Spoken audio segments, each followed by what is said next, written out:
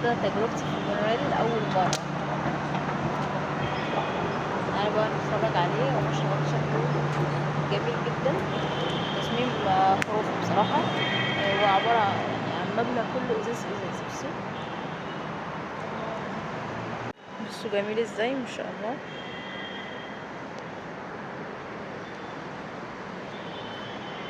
محطة المشروع احمد اسماعيل. هقعد بقى انتظر شوية المونوريل لحد ما يجي وخير ان شاء الله. ادينا اهو منتظرة المونوريل. مش عارفة الشاشة اللي هناك دي، هروح استكشفها كده. تعالوا معايا.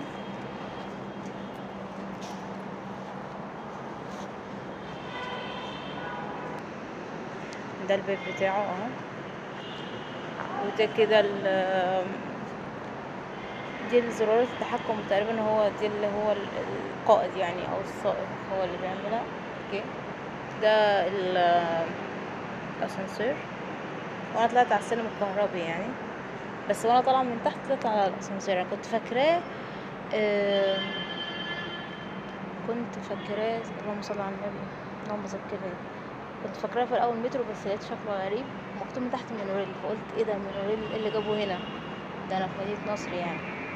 بس مبسوطه جدا. انا مكتوبه هو هنا او طوارئ وزاره الاوقاف. هو الباب ده اللي احنا بندخل منه، الباب اللي هو فيه الاصفر والاحمر ده، هو كله ازاز في ازاز يعني. منتظرينه بقى اللي جه. يلا نحضر نفسنا بقى عشان نركبه.